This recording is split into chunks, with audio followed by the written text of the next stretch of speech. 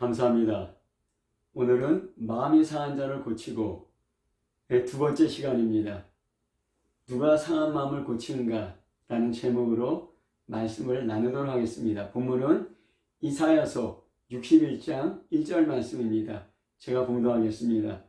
주 여호와의 영이 내게 내리셨으니 이는 여호와께서 내게 기름을 부으사 가난한 자에게 아름다운 소식을 전하게 하려 하심이라. 나를 보내사 마음이 상한 자를 고치며 포로된 자에게 자유를, 갇힌 자에게 노임을 선포하며. 아멘. 오늘 읽은 이사야서 61장은 사람들의 상한 마음을 누가 고치는가, 어떤 사람이 고침을 받는가, 어떻게 고치는가, 상한 마음이 고쳐진 사람들은 어떠한 모습이며 또는 어떠한 삶을 살게 되는가, 이런 내용들이 나와 있습니다. 오늘은 본문의 배경과 또 누가 고치는가에 대해서 살펴보도록 하겠습니다. 저희들이 그 본문의 배경을 살펴보는 것은 사람들이 어떤 환경하에 있는가, 어떤 상황에 있는가가 그 사람들에게 아주 중요한 영향을 미치고 그 사람들의 그 생각과 사고방식에 영향을 미치게 되는 것입니다. 그래서 어떤 배경과 환경하에 살고 있느냐 하는 것이 정말 그 하나님 말씀을 이해하는 그런 중요한 기초가 되기 때문입니다. 우리 한국 사람이 일제시대에도 살았고, 그 다음에 6.25 전쟁 때도 살았습니다. 일제시대는 일본 제국에 의해서 한국 사람들, 조선 사람들이 많이 고통을 받았고 영향을 받았습니다. 그래서 일제시대라는 환경이 없이 그 일제시대의 조선 사람들을 우리가 이해하기 힘듭니다. 또한 우리 6.25 전쟁 때에는 북한의 그 공산당에 의해서 많은 사람들이 죽고 고생을 하고 고통당했습니다. 그래서 그 당시에 사람들을 이해하기 위해서는 북한 공산당에 의해서 점령당하고 또 고통당했던 그런 시대 상황을 이해하지 않고는 그 당시의 사람들을 우리가 제대로 이해할 수가 없습니다. 마찬가지로 우리가 이사야서 61장의 말씀을 보기 위해서는 이사야서 61장이 어떤 배경하에서 어떤 환경에서 이제 나타났는가, 우리가 그것을 살펴보는 것이 매우 중요합니다. 먼저 선지자 이사야가 이사야서를 썼는데, 선지자 이사야와 이사야서 전체를 간단하게 우리가 살펴보도록 하겠습니다. 이사야서 1장 1절을 보면은 유다 왕 우시야와 요담과 아하스와 히스기야 시대에 아모스의 아들 이사야가 유다와 예루살렘에 대하여 본 이상이라 이렇게 하면서 이사야가 시작됩니다. 이사야는 우시야 왕, 요담, 아하스, 히스기야 왕, 이 남유다의 4개 왕 시대에 활동했습니다. 대략 주전 740년부터 680년 사이에 60년 기간 동안입니다. 이 기간 동안에 이스라엘이 북이스라엘과 남유다로 이제 갈라졌는데, 북이스라엘은 BC 주전 722년에 아스루의 사르본 왕 2세에 의해서 멸망당했습니다. 그리고 그 아들 아스루의 사네립은 예루살렘을 주전 701년 2차례에 걸쳐 침공하였습니다. 예루살렘은 멸망의 위기에 처한 것이었습니다. 하지만 히스기야 왕과 선지자 이사야의 기도로 하나님께서 초자연적으로 개입하였습니다. 여호와의 사자가 아스루 진영에 18만 5천 명을 쳤습니다. 그래서 아스루 왕은 느네웨로 물러갔습니다. 그리고 히스기야 왕의 종교개혁이 있었지만은 유대 백성은 종교적, 도덕적으로 타락한 상태였습니다. 히스기야 왕의 아들 므낫세는 유다의 가장 악한 왕으로 알려져 있습니다. 전설에 의하면 므낫세 왕이 이스라엘을 토부르켜서 죽였다고 합니다. 바로 이러한 시대에 이사야는 선지자 이사야는 하나님의 심판을 예언했습니다. 국가 체제를 갖추지 못했던 바벨론에 의해서 남유다에 멸망할 것을 예언했습니다. 그리고 바벨론의 70년 포로 생활과 또한 포로들의 예루살렘으로 귀환에 대해서 예언하였고, 또 그것을 가능케 한 페르시아 고레스 왕에 의한 바벨론의 멸망도 예언하고 있습니다. 결국 고레스에 의해서 바벨론의 포로로 끌려간 유대인들이 예루살렘으로 귀환하게 됩니다. 그리고 이 세상 끝날에 있을 여호와의 심판과 구원, 그리고 메시아에 의한 천국 왕국까지 폭넓게 예언하고 있습니다. 선지자는 한 시대에 필요한 말씀을 선포하는 사람입니다. 그뿐만 아니라 그 시대를 뛰어넘어 더 멀리 바라보며 선포하는 그러한 눈이 있는 하나님의 사역자입니다. 이사야는 이스라엘의 역사뿐만 아니라 이 세상의 끝을 보고 예언하였던 위대한 선지자였던 것입니다. 이사야서 61장의 배경을 보려면은 남유다의 역사를 보아야 합니다. 남유다는 바벨론에 의해서 멸망당했습니다. 하나님이 계신다는 예루살렘 성전이 파괴되었습니다. 유대인들에게는 큰 충격이었습니다. 하나님이 계시는 예루살렘 성전이 파괴된다. 자기 자신들의 신앙 자체가 흔들리는 그런 큰 사건이었습니다. 충격이었습니다. 예루살렘 궁전도 파괴되고 예루살렘은 폐허됐습니다. 가족은 죽고 집과 토지와 재산은 다 불탔습니다. 유대인들은 바벨론의 포로로 끌려가 70년 동안 고생하였습니다. 하나님의 백성이지만 이보다 더 최악의 상황은 없었을 겁니다. 이보다 더 마음 상한 경우도 없을 겁니다. 페르시아의 고레스 왕이 바벨론을 멸망시켰습니다. 고레스 왕은 유대인들이 예루살렘에 귀환하게 하였습니다. 유대인들은 하나님의 약속을 믿고 하나님의 영광을 바라보며 돌아왔습니다.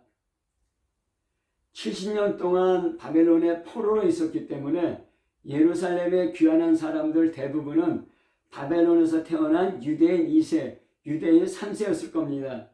그들은 아버지에게서 여호와 하나님의 말씀, 예루살렘의 성전 등에 대해서 듣고 배웠을 겁니다.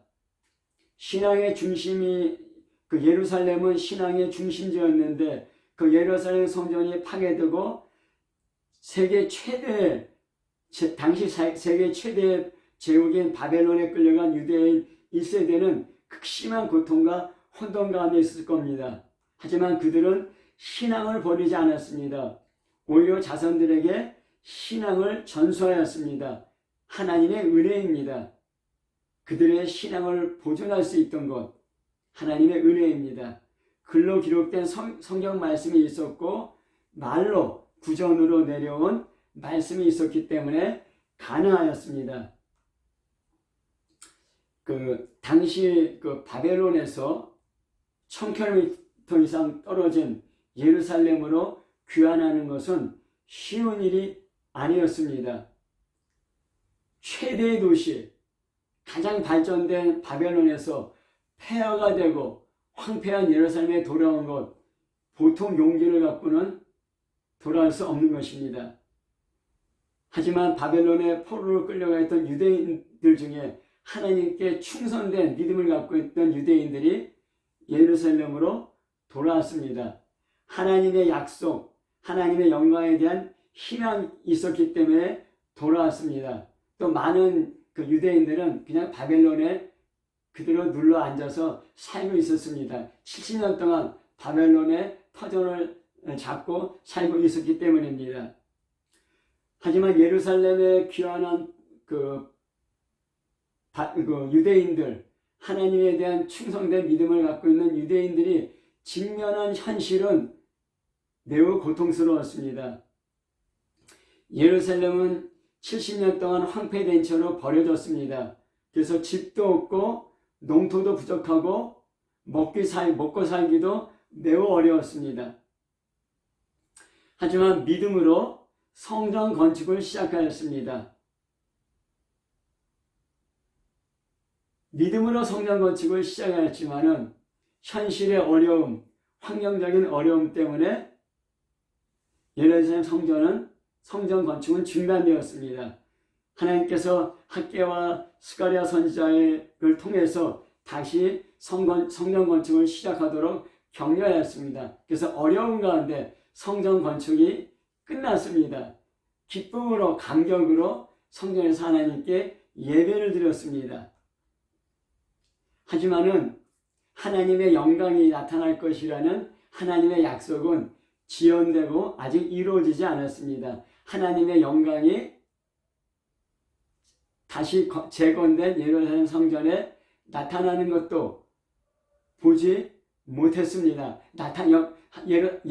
재건된 예루살렘 성전에 하나님의 영광이 하나님의 약속했던 하나님의 영광, 하나님의 빛이 임하는 것도 그 유대인들은 경험할 수가 없었습니다. 하여튼 유대인들은 집을 건축하고 토지를 개간했습니다. 하지만 유다 백성들은 여전히 가난했습니다. 정치 지도자들은 부정한 방법으로 백성들을 착취하였습니다. 이런 환경 가운데 여호와 하나님 신앙이 해이해졌습니다. 가나안 우상을 섬기는 종교 혼합주의에 빠지게 되었습니다. 황폐한 예루살렘에 귀환한 유대 백성, 이러한 현실적인 어려움에 있는, 그래서 마음이 상한 깨어진 유대인들의 마음을 누가 싸매어주고 고쳐줄 수 있겠습니까? 그래서 하나님께서는 선지자를 통해 이사야서 61장을 선포하게 하였습니다. 주 여호와의 영이 내게 내리셨으니 이는 여호와께서 내게 기름을 부으사 가난한 자에게 아름다운 소식을 전하게 하려 하시니라. 나를 보내사 마음이 상한 자를 고치며 포로된 자에게 자유를, 갇힌 자에게 노임을 선포하며 하였습니다. 여기서 마음이 상한 자를 고치는 나는 누구입니까? 이 나는 세 가지로 살펴볼 수 있습니다. 첫 번째는 이사야서 61장의 말씀을 선포하는 선지자입니다. 그 선지자가 나에게 여호와의 영이 임하고 나에게 기름 부으시고 나에게 복음을 선포하게 하였다. 그렇게 말씀한 것입니다. 하나님은 선지자로 하여금 낙심한 유대인들을 향해 아름다운 소식을 선포하게 합니다. 이 아름다운 소식은 사람의 기분을, 마음을 좋게 하는 소식일 뿐만 아니라 상한 마음을 싸매어지고 치료하는 그런 행동이 되기도 합니다. 마음이 상한 자에게 아름다운 소식 전한다고 그 마음, 상한 마음이 위로받습니까? 어떤 때는 그 마음이, 그 아름다운 말이 마음에 닿지도 않습니다. 거부감을 느낄 수도 있습니다. 또 어떤 때는 그 말씀이 오히려 더 마음을 상하게 할 수도 있습니다. 혹시 위로받더라도 계속되는 환경의 고통 때문에 다시 마음이 상하게 될 수도 있습니다.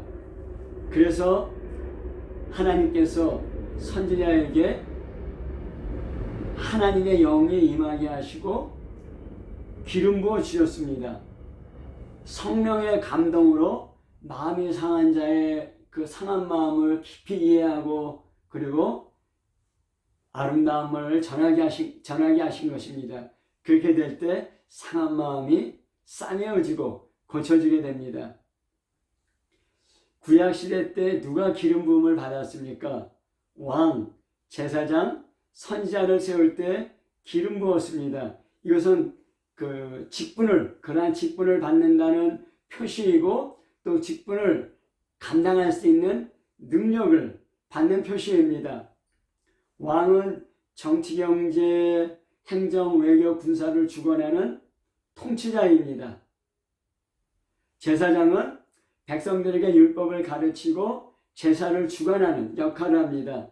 선지자는 하나님의 말씀을 받아 선포합니다. 왕이나 제사장이나 백성이 하나님의 법을 지키지 않을 때 하나님이 주신 말씀으로 책망하고 또 하나님의 심판이나 하나님의 위로, 회개의 말씀을 선포합니다. 하나님께서는 왕, 제사장, 선지자를 통하여서 서로 견제하면서 이스라엘을 다스리도록 하였습니다. 그런데 왕과 제사장과 선지자 이 3종 직분을 모두 받은 분이 계십니다. 그분이 예수님입니다. 그래서 이사야서 61장 1절에 나는 선지자일 뿐만 아니라 바로 예수님입니다. 마음이 상한 자를 고치는 예수님입니다. 예수님께서 안식일에 나사렛 회당에 들어가셨습니다. 그래서 사람들이 성경을 읽으라고 이사야 두루마리죠. 그때는 두루마리로 되어 있으니까 이사야 두루마리를 줬을 때 예수님께서 이사야 두루마리를 쭉 펴시고 성경 말씀을 찾았습니다. 그것이 바로 오늘 읽은 말씀 이사야서 61장의 말씀입니다. 그래서 예수님께서 내가 왜 이 세상에 왔는지 예수님의 사명이 무엇인지 그 사명을 선포합니다. 누가복음 4장 18절과 19절입니다. 주의 성령이 내게 임하셨으니 이는 가난한 자에게 복음을 전하게 하시려고 내게 기름을 부으시고 나를 보내사 포로된 자에게 자유를 눈먼 자에게 다시 보게 함을 전파하며 눌린 자를 자유롭게 하고 주의 은혜의 해를 전파하게 하려 하심이라 하였습니다. 그리고 누가복음 4장 21절에 이 글이 오늘 너희 귀에 응하였느니라 하였습니다. 예수님께서 바로 그 이사야서 61장 1절에서 말씀하신 바로 기름 부음 받은 그런 메시아 구원자라는 것입니다. 그러면서 예수님께서 이 땅에 오신 그 목적을 선포하신 것입니다. 마음이 상한 자를 고치기 위해서 이 땅에 오셨다는 것입니다. 포로되고 눈멀고 눌려서 마음이 상한 자를 고치러 오신 예수님입니다. 포로되고 눈멀고 눌려서 마음이 상하는 그 뿌리는 죄라고 지난 시간에 말씀드렸습니다. 그 죄와 그 죄 뒤에 있는 그 마귀와 악한 영들이라고 말씀드렸습니다. 예수님은 마음이 상한 자를 고치러 오셨습니다. 그 상한 마음의 뿌리가 되는 죄와 마귀의 권세를 멸하려고 이 땅에 오셨습니다. 예수님은 그 고통의 뿌리가 되는 죄와 마귀의 권세를 십자가에서 파하였습니다. 모든 인류의 고통을, 아픔을, 상한 마음을, 죄를, 사망을 짊어지고 십자가에서 돌아가십니다. 그래서 누구든지 예수님께 나가면 상한 마음의 그 뿌리, 죄와 또 그 죄를 통해서 역사하는 마귀와 악한 영들, 또 그것들이 만들어내는 상한 마음, 포로되고 눌리고 눈멀고 아픈 그런 것들을 예수님께서 담당하시고 치료하시고 제거하시는 것입니다. 마태복음 11장 28절부터 30절 말씀에 수고하고 무거운 짐진 자들아 다 내게로 오라. 내가 너희를 쉬게 하리라. 나는 마음이 온유하고 겸손하니 나의 멍에를 메고 내게 배우라. 그리하면 너의 마음이 쉼을 얻으리니 이는 내 멍에는 쉽고 내 짐은 가벼움이라 하였습니다.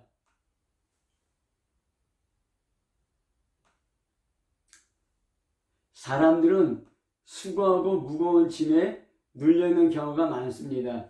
수고하고 무거운 짐에 눌려 있으면서도 자기가 수고하고 무거운 짐에 눌렸는지도 모르는 채 이게 그저 운명이려니 하고 살아가고 있는 사람 많습니다. 돈 문제, 직장 문제, 질병, 가족 간의 문제, 관계의 문제, 나라의 혼란, 이런 환경의 무거운 짐들이 마음을 상하게 합니다. 낙심하고 절망하기도 합니다. 어떻게 해결합니까? 의사나 카운슬러나 나를 도와줄 사람이나 여행이나 독서나 여러 방법으로 도움을 받을 수 있습니다. 또 이런 것들이 필요합니다. 그러나 그 뿌리가 되는 죄나 영적인 문제를 해결하지 못합니다. 예수님께 나가면 우리가 안식을 얻습니다. 우리에게 드러난 상한 마음뿐만 아니라 그 밑에 있는 죄와 또 그것을 통해서 일하는 악한 영들의 그 모든 영적인 문제까지 치유되고 해결될 수 있는 것입니다. 누구든지 어떤 인생의 무거운 짐이든지 또 마음이 얼마나 상하고 아팠든지 예수님께 나가서 예수님께 맡기면 그 무거운 짐에 눌려있는 마음이 자유를 얻습니다. 상한 마음이 고쳐집니다. 근데 여기서 한 발자국 더 나가야 합니다. 예수님께 나갈 뿐만 아니라 예수님의 멍에를 메고 배워야 합니다. 이게 무슨 뜻입니까? 예수님의 멍에를 맨다는 것은 소의 멍에를 씌우고 그 주인이 소를 이쪽으로 이제 가도록 이렇게 조종하고 지배합니다. 예수님의 멍에를 맨다는 것은 예수님의 통치를 받아들인다는 것입니다. 내가 인생의 주인이 아니라 예수님의 인생의 주인이 된다는 것입니다. 그래서 예수님께 순종하는 것입니다. 그게 될 때 예수님의 말씀을 배우고 받아들이고 순종하게 될 때 우리 안에 계속적인 안식이 있게 되는 것입니다. 예수님의 말씀에 계속 순종하지 않으면은, 계속 예수님의 멍에를 메고 있지 않으면은 또다시 무거운 짐을 지게 되는 것입니다. 요한복음 8장 31절 32절에 그러므로 예수께서 자기를 믿은 유대인들에게 이르시되 너희가 내 말에 거하면 참으로 내 제자가 되고 진리를 알지니 진리가 너희를 자유케 하리라 하였습니다. 예수님을 믿어야 합니다. 뿐만 아니라 예수님 말씀에 계속 거하여야 합니다. 예수님 말씀에 계속 거한다는 것은 예수님 말씀 안에 있는 것입니다. 예수님 말씀에 순종하는 것입니다. 그러면은 진리를 알게 되고 자유케 됩니다. 상한 마음으로부터 자유케 된다는 것입니다. 누가복음에 예수님께서 몇 가지 치료한 사건들이 나옵니다. 그 사건들을 보면서 우리가 우리 자신을 살펴보도록 하겠습니다. 중풍병자 걸린 사람이 있습니다. 그래서 그 중풍병자 걸린 사람의 네 친구가 중풍병자를 침상에 메고 예수님께 와서 사람이 너무 많기 때문에 지붕에 올라와서 귀화를 벗기고 침상채로 예수님께 내려놓았습니다. 그때 예수님께서 저의 믿음을 보시고 이르시되 이 사람아 내 죄사함을 받았느니라 하였습니다. 이 중풍병자는 중풍병으로 꼼짝 못하고 있습니다. 먹는 것도 누가 먹여줘야 먹고 소변과 대변 배설하는 것도 자기 힘으로 할 수가 없습니다. 답답하고 마음이 상했을 것입니다. 누가 이 문제를 해결할 수 있겠습니까? 아무도 해결할 수 없습니다. 그래서 내 친구가 예수님의 소문을 듣고 그 중풍병자를 예수님께 데리고 왔습니다. 그런데 예수님께서는 그 그 중풍병의 원인이 무엇인 것을 아셨습니다. 죄 때문입니다. 그래서 내 죄사함을 받았느니라 했을 때 그 많은 사람들이 아니 어떻게 그 예수라는 사람이 죄 용서함을 줄 수 있는가? 하나님만이 죄 용서할 수 있을 텐데 하면서 마음속으로 예수님에 대해서 비방하는 마음이 있었습니다. 그때 예수님께서 내 죄사함을 받았느니라 하는 말씀과 내 침상을 들고 걸어가라 하는 말씀 어떤 것이 더 쉽겠냐 하면서 예수님께서 그 침상을 들고 걸어가라 했을 때 그 중풍병자는 일어나 걸어가게 된 것입니다. 중풍병자의 가족 그리고 친구들은 중풍병이라는 질병만 보았습니다. 그래서 그 중풍병이라는 질병 때문에 얼마나 제가 고통스럽고 마음이 상했을까 거기까지만 봤습니다. 하지만 예수님은 그 중풍병 밑에 있는 죄를 보았던 것입니다. 그래서 그 근원 뿌리인 죄 용서함을 선포하셨던 것입니다. 예수님은 우리가 보는 것 너무 더 깊이 있는 영적인 문제를 보시고 해결하시고 우리의 상한 마음을 고치시고 자유케 하시는 분입니다. 또 누가복음 13장 10절부터 13절에 보면은 예수께서 안식일에 한 회당에서 가르치실 때 18해 동안이나 귀신 들려 앓으며 꼬부라져 조금도 펴지 못하는 한 여자가 있더라. 예수께서 보시고 불러 이르시되 여자여 내가 내 병에서 놓였다 하시고 안수하시니 여자가 곧 펴고 하나님께 영광을 돌리는지라 하였습니다. 18년 동안 귀신 들려 앓으며 꼬부라져서 조금도 펴지 못하는 사람이 있었습니다. 허리가 굽어져서 조금도 펴지 못하는 그 생애가 얼마나 힘들고 고통스러웠겠습니까? 그 사람도 고통스럽고 또 마음이 많이 상했을 것입니다. 하지만은 그 여자를 보고 귀신 들려 병들고 꼬부라졌다는 것을 눈치챈 사람은 아무도 없었습니다. 18년 동안 병들어 허리가 꼬부러진 사람을 보면서 불쌍히 여기서 동정하는 사람도 있었고 또 추하다고 그렇게 멀리 하려는 사람도 있었습니다. 하지만 아무도 18년 동안 귀신 들려 병들고 꼬부러진 사람을 고친 사람은 없었습니다. 하지만 예수님께서는 귀신 들려 병들고 꼬부라졌다는 것을 그 증상뿐만 아니라 원인과 뿌리까지 보시고 그 여인을 고쳐주셨습니다. 그래서 그 여인은 자유케 된 것입니다.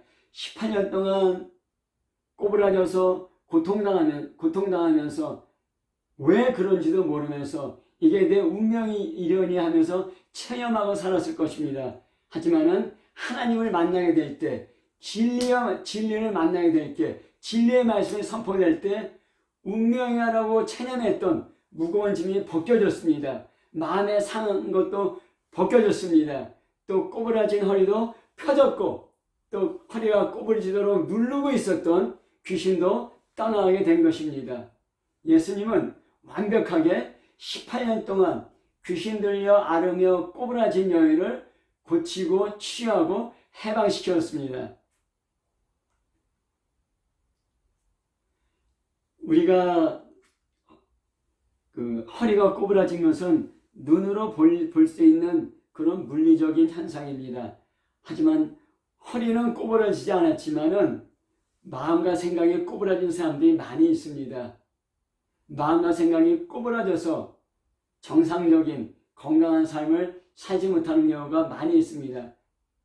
그러한 사람도 예수님께 나가면은 꼬부라진 생각과 마음이 펴지고 건강해지고 건강한 삶을 살 수 있게 되는 것입니다. 그 대표적인 예가 삭개오의 이야기입니다. 누가복음 19장에 보면은 예수님께서 여리고에 들어오실 때 많은 사람들이 모여들었습니다. 예수님이 병 고치고 귀신 쫓고 정말 진리의 말씀을 선포한다는 소문이 나 있었기 때문입니다. 그 여리고에 삭개오라는 사람이 살았습니다. 삭개오는 세리장이면서 부자였습니다. 하지만 키가 작았습니다. 삭개오도 예수님을 만나보고 싶었습니다. 하지만 수많은 사람들이 모여 있어서 그 사람들을 뚫고 예수님께 나아갈 수 없었기 때문에 뽕나무 위에 올라갔다고 하였습니다. 물론 삭개오가 키가 작고 또 사람이 많기 때문에 뚫고 올라가지 못하고 뽕나무에 올라갈 수도 있습니다. 하지만 또 한편 우리가 생각할 수 있는 것은 삭개오는 사람들과 잘 관계를 맺지 못하는, 사람들에게 배척당하고 왕따당하는 그런 사람이었을 것입니다. 왜냐하면 당시 세리는 로마 제국으로부터 얼마 세금을 바치라는 그런 명령을 받고 그 더 많은 세금을 그 지방 사람들에게 거두어서 그 로마 제국이 명하는 세금을 바치고 나머지 세금으로는 자기가 월급으로 갖는 그런 그 사람이었습니다. 그렇기 때문에 세리는 그 당시에 그 동네 사람들의 눈에서 볼 때는 로마 제국에 충성하는 그런 배신자고 또 하나님의 백성이 아닌 것입니다. 그래서 아마 왕따당하고 배척당했을 것입니다. 돈이 많이 있었습니다. 돈이 많이 있었지만은 키가 작았습니다. 그리고 사람들에게 배척당하고 왕따당하고 사람들과 어울릴 수가 없었습니다. 돈이 많다고 많이 상하지 않는 것은 아닙니다. 그때 누가복음 19장 5절에 보면은 예수께서 그곳에 이르사 우러러 보시고 삭개오야 속히 내려오라 내가 오늘 내 집에 유하여야겠다고 하였습니다. 삭개오는 뽕나무에 예수님을 보려고 올라갔습니다. 상한 마음이었고 간절한 마음이었고 혹시 아픈 마음이었을지도 모릅니다. 호기심으로 올라갔을지도 모릅니다. 그런데 그런 삭개오를 예수님이 보였습니다. 삭개오가 그 전에 예수님을 보았는지 안 보았는지 모르지만은 수많은 사람 가운데 예수님은 삭개오를 보았습니다. 삭개오의 상한 마음을 예수님은 아셨기 때문입니다. 그러면서 오늘 내가 내 집에 유하여야겠다 그렇게 말씀하십니다. 그러자 사람들이 수군거립니다. 예수님께서 죄인의 집에 들어가신다고, 선지자는 거룩한 사람인데 어떻게 죄인의 집에 들어가느냐 수군수군하였습니다. 당시 죄인과 세리는 하나님의 나라를 유업으로 받지 못한다는 그렇게 사람들이 말하고 있었습니다. 세리도 죄인의 한 부류였습니다. 배신자고 백성들의 고요를 빨아먹는 착취하는 그런 악한 사람이었다고 사람들에게 거절당하고 거부당했던 것입니다. 그 삭개오가 예수님께서 자기 집으로 들어오셨을 때, 자기 마음 안으로 들어오셨을 때 내 소유의 절반을 가난한 자들에게 주겠으며 만일 누구의 것을 속여 빼앗은 것이 있으면 내 갑절이나 갚겠나이다. 내 가진 재산 다 내어놓겠다는 것입니다. 예수님을 모셔드린 것, 그것으로 마음에 상한 마음이 고쳐지고 싸매어지고 자유롭게 됐을 때 그것보다 더 귀한 것이 없다는 것입니다. 평생의 재물을 쌓으려고 부자가 되려고 그렇게 사람들과 충돌하고 악착같이 재물을 보였지만은 결국 돌아온 것은 사람들의 배척과 사람들의 거절이었고, 그래서 상한 마음이었던 삭개오의 마음이 예수님이 들어오심으로 말미암아 치유되고 회복되고 자유롭게 되어서 그렇게 움켜잡고 그렇게 뺏기지 싫어하고 지키려고 했던 돈을 다 나누어주게 되는 것입니다. 예수님으로 말미암아 상한 마음이 치유되고 자유롭게 된 것입니다. 그때 누가복음 19장 9절부터 10절에 예수님께서 말씀하십니다. 예수께서 이르시되 오늘 구원이 이 집에 이르렀으니 이 사람도 아브라함의 자손이로다. 인자가 온 것은 잃어버린 자를 찾아 구원하려 함이니라 하였습니다. 마음이 상하면은 상실감, 배척감, 외로움으로 잃어버린 자가 됩니다. 하지만 예수님은 그 잃어버린 자를 찾으러 오셨습니다. 사람들은 삭개오를 저 유대인의 배신자, 친로마의 종, 친로마의 개 하면서 거절하고 배척했습니다. 너는 아브라함 자손 아니야. 넌 유대인 아니야. 넌 유대인의 배신자고 넌 로마의 개야 하면서 그 유대 사람들은 거절했지만은 예수님은 이 사람도 아브라함의 자손이라고, 이 사람에게 하늘나라가 약속됐다고 선포하고 계신 것입니다. 예수님을 만나면 상한 마음이 치유됩니다. 삭개오는 여러 가지 짐을 지고 있었을 겁니다. 돈이라는 짐, 어떻게 하면 돈을 더 모을까? 어떻게 하면 돈을 뺏기지 않을까? 어떻게 하면 돈을 지킬 수 있을까? 이런 돈이라는 짐이 있었습니다. 또 사람들에게 배척당하고 거절당하는 왕따당하고 있다는 그런 관계의 무거운 짐, 그런 상한 마음이 있었습니다. 또한 너 세리는 죄인이야. 하늘나라를 유업으로 받지 못해. 천국 가지 못한다는 영적인 무거운 짐이 있었습니다. 이 모든 것이 삭개오의 마음을 상해하였을 것입니다. 그러나 예수님은 삭개오의 모든 짐을 벗겨주셨습니다. 무거운 짐으로 인한 상한 마음도 고쳐주셨습니다. 삭개오에게 참된 자유와 안식을 주신 것입니다.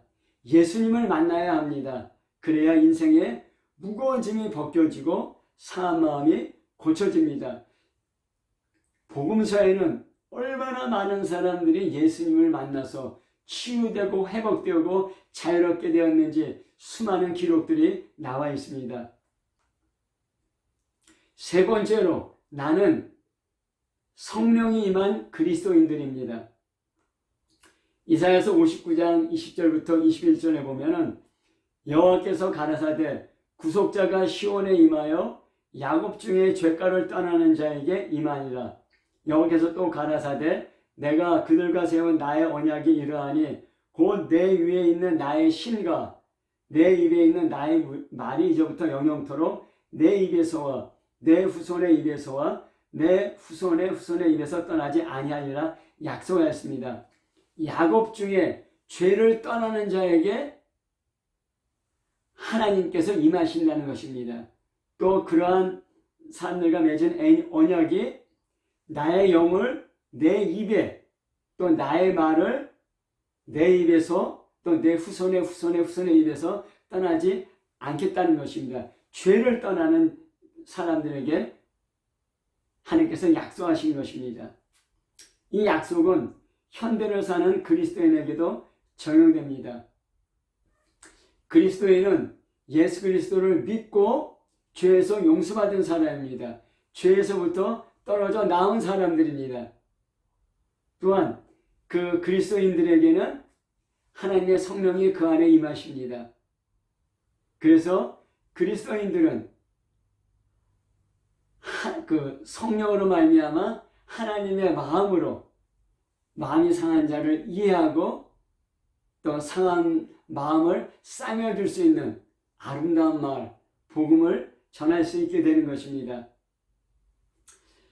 사도행전 1장 8절에 오직 성령이 너에게 임하시면 너희가 권능을 받고 예루살렘과 온 유대와 사마리아 땅까지 이르러 내 증인이 되리라 하였습니다. 내 힘으로, 내 실력으로 다른 상한 마음을 싸매주지 못합니다. 하지만 성령이 임하면 성령의 능력으로 예수님의 증인이 됩니다. 아름다운 소식을 전하며 상한 마음을 싸매어 줄 수 있게 되는 것입니다. 우리 안에 상한 마음이 있습니까? 누가 우리의 상한 마음을 압니까? 누가 우리의 상한 마음을 고칠 수 있습니까? 예수님께 나가야 됩니다. 예수님이 우리의 상한 마음을 그 근원과 뿌리까지 아시고 싸매어 주시고 고쳐주시고 치유할 수 있습니다. 또한 우리 자신이 예수님으로 말미암아 죄 용서함 받고 상한 마음이 치유되었다면, 그래서 성령 세례를 받고 성령 충만한 그리스도인이 되었다면 상한 마음을 갖고 있는 사람을 찾아가서 아름다운 말을 전하며 그 마음을 싸매줄 수 있게 되는 것입니다. 그리스도인은 죄 용서함 받고 성령이 그 마음 가운데 거하는 사람들입니다. 그 성령께서 자유롭게 우리를 통하여서 마음이 상한 자를 고치고 치유하고 자유롭게 할 수 있도록 깨워 기도하며 하나님 말씀에 순종한 참된 그리스도인 되시기를 예수 이름으로 축복합니다. 아멘.